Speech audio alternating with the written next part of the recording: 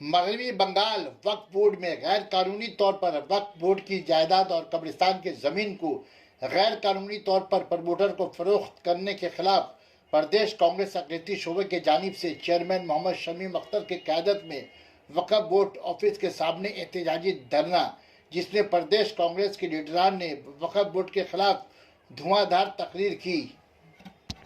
कहा, बीजेपी का खौफ दिखाकर मुसलमानों का वोट हासिल करने वाली ममता मुसलमानों के साथ इंसाफ नहीं कर रही है। वक्फ की हुई मुसलमानों की जमीन को गैर कानूनी तौर पर प्रमोटर को फरोख्त किया जा रहा है। वक्फ बोर्ड चेयरमैन अब्दुल गनी को निशाना बनाते हुए कहा कि गनी साहब खुद एक रिटायर्ड जज है और वो भी मुसलमान, उन्हें आखिरत की कोई फिक्र नहीं, मरने के बाद खुदा को क्या मुंह दिखाएंगे। कांग्रेस लीडरान ने कहा कि ममता बनर्जी और अभिषेक का तलवा चाटने वाले मुस्लिम रहनुमा खामोश तमाशाई बने बैठे हैं। चेयरमैन कांग्रेस अकलीती शोबा मोहम्मद शमीम ने कहा कि अगर वक्फ बोर्ड कोई सही कदम नहीं उठाएगी तो इससे भी बड़े पैमाने पर एहतजाज किया जाएगा। माइनॉरिटी शोबा के लोग सड़कों पर उतरकर एहतजाज करेंगे, जिसमें इमरान प्रतापगढ़ी और अतिश चौधरी भी शरीक होंगे।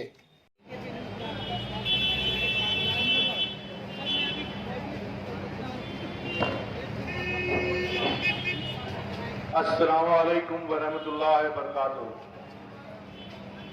मंच पे बैठे सभी लोगों को मेरा सलाम और अभिनंदन मेरे तरफ से। किसी से छुपा हुआ नहीं है। हिंदुस्तान में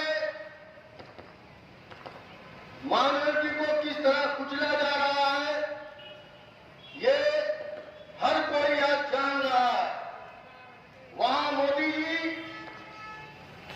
इस काम को अंजाम दे रहे हैं और उसी तरह बंगाल में श्रीमती ममता बनर्जी जो कहती है कि हम हमदर्द हैं, आप लोगों के साथ हैं हमेशा, पर आज 2011 से आज तकरीबन 11 साल हो गया है, पर कोई भी ऐसा काम सरकार लोगों के लिए नहीं हुआ।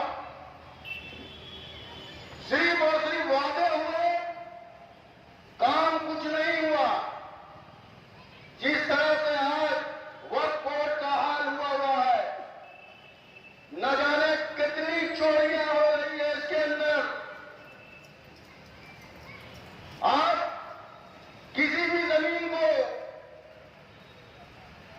अनऑथराइज्ड तरीके से किसी को भी बेच देते हैं। लोगों को समझने की जरूरत है। हम हमेशा ही कहते आ रहे हैं कि ये सब दिखावे की राजनीति चल रही है और सिर्फ हिंदुस्तान को अगर कोई चला सकता है तो वो कांग्रेस पार्टी है, जिसने हमेशा हिंदू मुस्लिम सिख ईसाई सबको अपने साथ लेकर चलने का वादा किया और आज भी भारत छोड़ो यात्रा हर दिन 25 किलोमीटर से ज्यादा राहुल गांधी जी चल रहे हैं, क्योंकि वो भारत को छोड़ने की राजनीति कर रहे हैं। और ये दूसरे मोदी जी हमेशा भारत को तोड़ने की बातें करते हैं। बहुत से वादे हुए, उन्होंने डीजल का दाम बढ़ा दिया। वक्त की प्रॉपर्टी बेची नहीं जाती। अगर आप 10 सालों में मुसलमानों को कुछ दे नहीं सकती तो उनसे कुछ दीजिए भी, जो उनका अपना है दीजिए भी मत। ये वक्त संपत्ति जो होता है वो मस्जिद, मदरसों, गरीबों के लिए काम आने के लिए होता है। हमारे पूर्वज ये प्रॉपर्टी को ट्रस्ट कर देकर चले गए। एक वक्फ अल्लाह होता है, एक वक्फ औलाद होता है। वक्फ अल्लाह वो होता है जो अल्लाह के नाम में दिया और उसका मुतवल्ली चुन के बनाया जाता है, और वक्फ औलाद वो होता है जो मुतवल्ली उसके ख़ानदान के होते हैं। बहुत ज़्यादा होने से उसे लीज पर दिया जा सकता है। अगर कोई मस्जिद है तो वो वेबसाइट पर लाएँ ताकि लोग देख सके कि कौन कौन सी ज़मीन वक्त के अंदर में आ रही है। दूसरी हमारी ये कि जो मस्जिद को आप एक लॉलीपॉप देकर रखे हुए, हमारा ये कि आज की तारीख में 1500 रुपये से कुछ नहीं होने वाला है। मैं पिछले 27 जुलाई को भी इसके बाद यहाँ मैंने विक्षोभ किया था और आज शांति से मैं धरना पर बैठा हूँ। ज़रूरत पड़ेगा तो मैं जनवरी के महीने में रानी रसमुनी में अगर नहीं सुनी जाएगी बात तो क्या करेंगे? अगर नहीं सुनी जाएगी तो रानी रसमुनी में हम लोग अधीर रंजन चौधरी की क़यादत में और इमरान प्रतापगढ़ी की नेतृत्व में हम लोग एक बड़ा जनसभा करेंगे और ये सोच रहे हैं कि कांग्रेस कुछ नहीं कर सकती। इससे पहले हम लोगों ने 2000 लोग लेकर, यहाँ के लोग जानते हैं कि 2000 लोग लेकर हमने विक्षोभ किया था। कल पुलिस ने रिक्वेस्ट किया कि आप शांति से धरना दीजिए, हम आप लोग के साथ में हैं, आप लोगों की बात को पहुँचाएँगे। इसलिए आज हम लोग शांतिपूर्वक यहाँ धरना दे रहे हैं। धरना दे रहा है।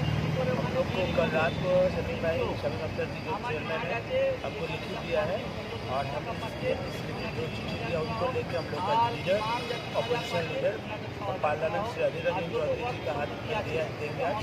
वो बंगाल में तो हर जगह में दुर्नीति बढ़ा हुआ है, नौकरी से लेके सब चीज़ में। तो इस साथ ये भी बहुत बड़ा स्कैम है। पार्लियामेंट में इसके बारे में जब आवाज़ उठाने के लिए